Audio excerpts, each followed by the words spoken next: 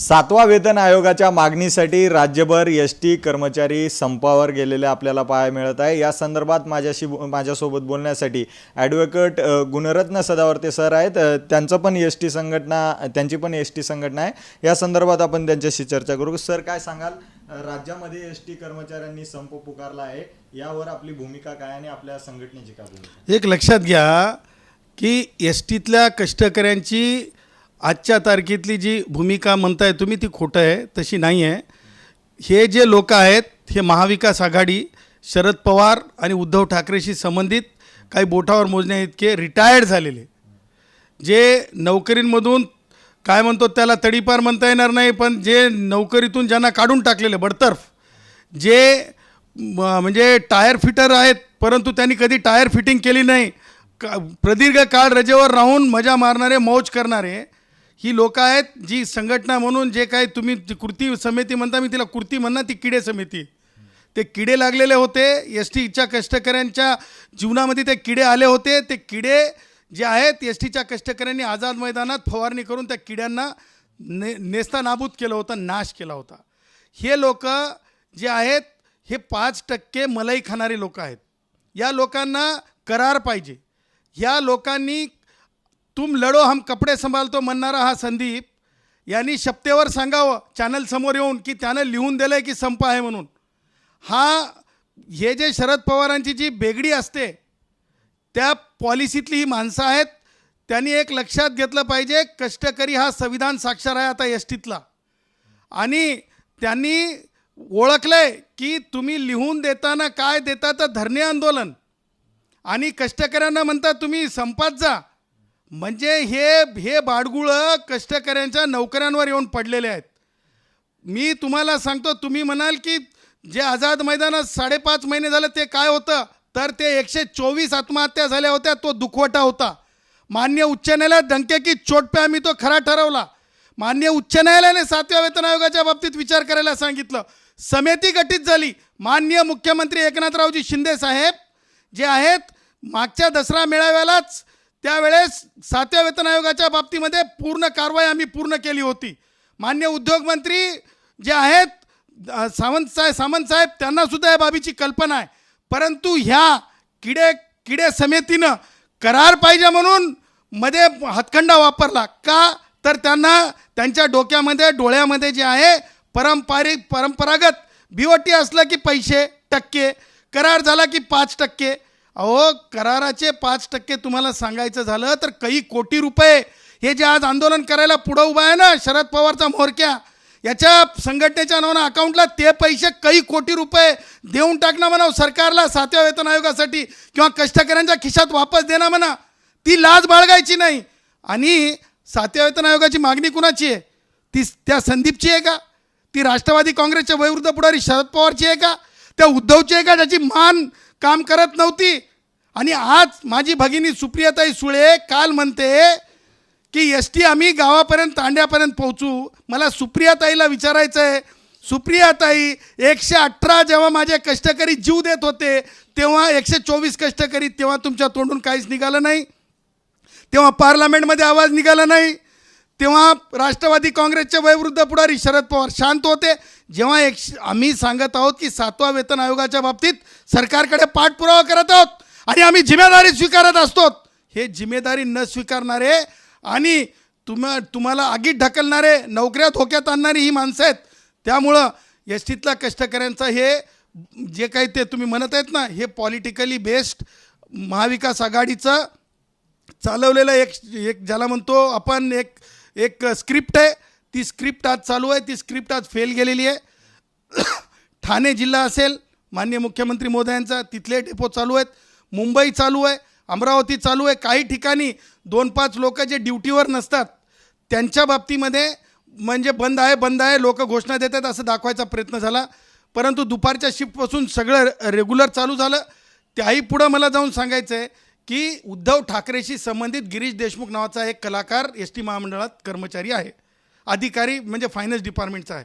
त्यांनी काय केलं, की जी ड्युटी सकाळी लागायला पाहिजेत, म्हणजे उद्याची ड्युटी आज लागत असते 11 वाजता, त्या ड्युट्याच मुळात संध्याकाळी लावायला लावल्या 9 वाजता.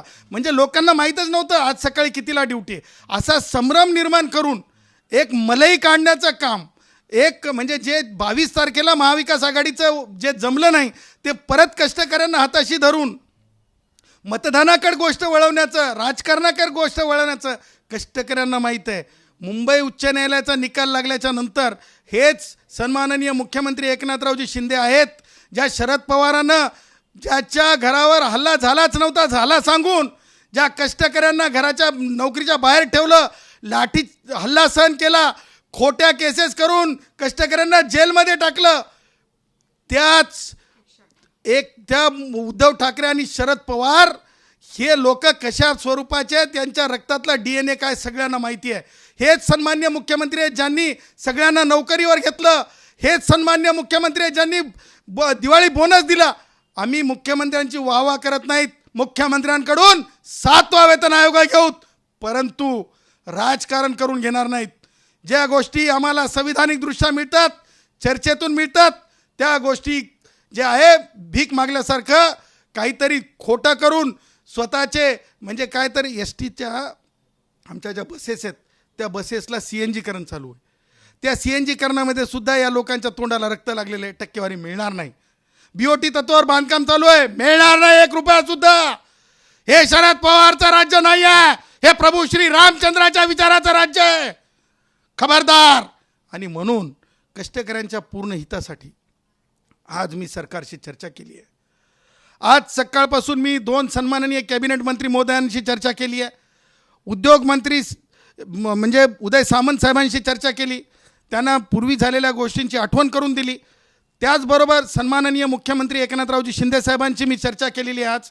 आणि त्यांना मी विनंती केली की आपण सहानुभूतीपूर्वक म्हणण्यापेक्षा कायदेशीरदृष्ट्या इतर महामंडळांना जे आपण 7वा वेतन आयोग आणि सरकारी कर्मचाऱ्यांप्रमाणे जो लाभ दिला आहे त्या धर्तीवर काय काय उपाययोजना आतापर्यंत त्यांनी केल्या आणि आता लगेच ती कशी काय अंमलात आणता येईल त्या बाबतीत सुद्धा मी चर्चा केलेली आहे. आणि सन्माननीय मुख्यमंत्र्यांनी मला सांगितलं आहे की उद्या संध्याकाळी जे आहे अधिकृतरित्या जे किडे जे संघटना आहेत त्या सगळ्यांना माहीत आहेत, ते आउटडेटेड आहेत, ते रिटायर्ड हार्ट आहेत, ते पटांगणातल्या नाहीत, त्या गॅलरीतून बघणाऱ्या आहेत. त्या सोडून शरद पवार आणि उद्धव ठाकरे त्यांना बी त्यांची लायकी कळू देत. आज त्यांची लायकी त्यांना कळालेली आहे, परंतु खऱ्या कष्टकऱ्यांना 7वा वेतन आयोग मिळवून देण्यासाठी आज जे आहे आम्ही चर्चा झाली आहे शासनासोबत. आणि शासन जे आहे आम्हाला उद्या संध्याकाळी मग सन्माननीय आमदार पडळकर साहेबांची संघटना असेल, सन्माननीय माजी आमदार पावसकर साहेबांची संघटना असेल, ST कष्टकरी जनसंघ ज्याच्या अध्यक्षा डॉक्टर जयश्री पाटील आहेत, 65,000 आमचे जे फॉर्म आहेत, शरद पवारसारखे कुटुंबातले लोक किंवा त्यांच्या संबंधातले लोक असलेली 7 लोकांचं संघटन नाही आहे हे मरेपर्यंत म्हणजे अजन्म सदस्य असलेले 65,000 लोकांचं संघटन आहे. त्याच्यामुळे तसा ॲज सच परिणाम होऊ दिला जाणार नाही आणि लोकांना राजकारणाला बळी पडू दिलं जाणार नाही. आज लोक कर्तव्यावर आहेत. उद्या संध्याकाळी सन्मान्य मुख्यमंत्री मोदयांशी चर्चा करून 7वा वेतन आयोग आणि कष्टकऱ्यांच्या मागण्यांच्या बाबतीत धडाकेबाज उद्या निर्णय आणण्याचा डंके की चोट पे मी कष्टकऱ्यांना सांगत आहे. आणि बाडगुळांनो, शरद पवारांच्या विचारांच्या इतक्या दुःख्यांनो, बोटावर मोजलेल्या इतक्यांनो, तुमची लायकी सुद्धा आज तुम्हाला कष्टकऱ्यांनी दाखवून दिली आहे. सर, खरं तर बाकीच्या हा जो दसरा मेळाव्यामध्ये निर्णय झालेला होता त्याला होऊन कित्येक मोठा काळ निघून गेलेला आहे, परंतु अजूनही त्यावर अंमलबजावणी नाही. त्यामुळे तुमची संघटना असेल, पडळकरांची संघटना असेल, याच्यातील पण काही कर्मचारी या संपामध्ये सहभागी होत आहेत अशी माहिती आहे. नाही, ही माहिती चुकीची आहे. हे अफवा पसरवली जाते आहे. बघा, 7वा वेतन आयोगाच्या वेळेसच सगळ्या गोष्टी व्यवस्थित होत्या, होणार होत्या दसरा मेळाव्याच्या वेळेसच, परंतु कष्टकरी जनसंघाला वीक करण्यासाठी काही हातखंडे वापरण्यात आले. त्याच्यात रोहित पवारचा समावेश होता. सभागृहांमध्ये वल्गना करण्यात आल्या. त्या संपाच्या बाबतीत म्हणजे जाणून बुजून कष्टकऱ्यांना अपमानित करण्यात आलं आणि त्यातून करार व्हावा 5% हा अशुद्ध हेतू होता. आणि तो अशुद्ध हेतू आता जवळपास निपटारून आलेला आहे. त्यांची आता पत राहिलेली नाही. मला सांगा, ज्या संदीपनं शपथेवर सांगावं की त्यानं संप करायला आहे म्हणून. पिछवाड्यात दम नाही का? पिछवाड्यात दम नसेल तर दुसऱ्यांना की नाही आगीत लोटू नये.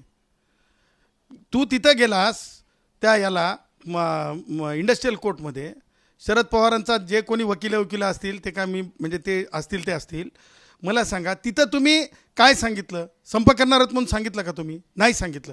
म्हणजे कोर्टात तुम्ही काय सांगता की आम्ही धरणे करतो, इकडे काय सांगता कष्टकऱ्यांना तुम्ही संप करा. म्हणजे याची जिम्मेदारी कोण? मागे या नालायकांमुळं 4 दिवस, एका दिवसाचे 4 दिवस कष्टकऱ्यांनी भरून दिलेत. बघा यांचे पोटं लट्ट भरलेले आहेत. हे रिटायर्ड झालेले लोक आहेत, हे त्याही पुढं जाऊन बडतर्फ झालेले लोक आहेत, हे टायर फिटर आहेत पण कधी टायर न फिट केलेले लोक आहेत. त्याच्यामुळं कष्टकरी यांच्यावर विश्वास करत नाही. आम्ही कष्टकऱ्यांना न्याय देणार आहोत, आम्ही देणार, सरकारकडून देणार. तुमची आणि जे संपावर गेलेले आहेत त्यांची मागणी एकच आहे, 7वा वेतन आयोगाची. कधीपर्यंत यावर निर्णय होऊ शकतो आणि सरकार याबद्दल काय करू शकतो? त्यांची मागणी 7वा वेतन आयोगाची नाही, TV9ला मी विनंती करत आहे. त्यांची मागणी हे मुखवटा आहे. त्यांची मागणी खरी जी आहे ते करार आहे. त्या करारातून त्यांना 5% मलिदा खायचा आहे. त्यांची मागणी खरी ती आहे आणि मुखवटा तो आहे. त्यांची मागणी भलती आहे. त्यांना टक्केवारीची मागणी आहे, ती दुसऱ्या अर्थानं अशी की ST महामंडळात जे कामं होतात त्याच्यामधून काही वरपायला मिळालं पाहिजे. असे उष्टे आहेत ते दाखवतात वेगळं. माझ्या कष्टकरी उष्टा नाही. STतले 65,000 कष्टकऱ्यांचं आम्ही नेतृत्व करतो. स्वाभिमानानं 7वा वेतन आयोग घेऊ. उद्या सन्मान्य मुख्यमंत्री महोदयांना इत्थंभूत कायदेशीर बाबी त्यांच्या समोर ठेवू, उदाहरणं त्यांच्या समोर ठेवू, मान्य उच्च न्यायालयाने दिलेला निकाल त्यांच्या समोर ठेवू आणि कष्टकऱ्यांचं चांग भलं करायचा प्रयत्न करू. कष्टकरी समर्थ आहे, कष्टकरी लुडबुड्या नाही. खरं तर ST कर्मचाऱ्यांच्या 7वा वेतन आयोगासोबतच विलीनीकरणाचा पण मुद्दा महत्त्वाचा आहे. तुम्ही महाविकास आघाडीच्या काळामध्ये या विषयावरून रान पेटवलं होतं आणि 2 तासामध्ये यावर निर्णय घेऊ शकतात फडणवीसांना याचा अभ्यास आहे. परंतु आता विलीनीकरणाचा मुद्दा कुठं दिसत नाही. एक लक्षात ठेवा, 7वा वेतन आयोग शासनाच्या कर्मचाऱ्यांप्रमाणे कर्मचारी झाल्याच्या नंतर आर्टिकल 12 खाली महामंडळ राज्य सरकार म्हणून नेमली जातात. नोटिफिकेशन व्हायचं असतंय. महत्त्वाचं 7वा वेतन आयोग राज्य शासनाच्या कर्मचाऱ्यांना पगार झाला की ॲटोमॅटिकली ते नोटिफाय केलं जातं. त्याच्यामुळे कायदेशीर गोष्टी ज्यांना समजत नाहीत ते वावड्या उठवतात, ते शरद पवारांचे बगलबच्चे असतात.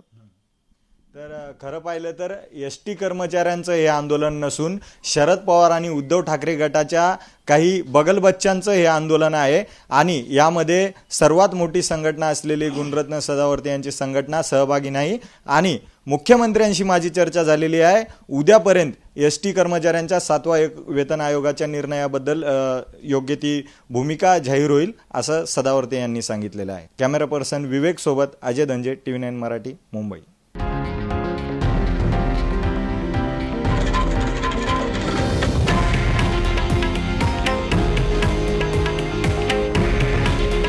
हे आहे देशातील नंबर 1 न्यूज नेटवर्क आणि आपण पाहत आहात TV9 मराठी. काळजी तुमची, हित महाराष्ट्राचं.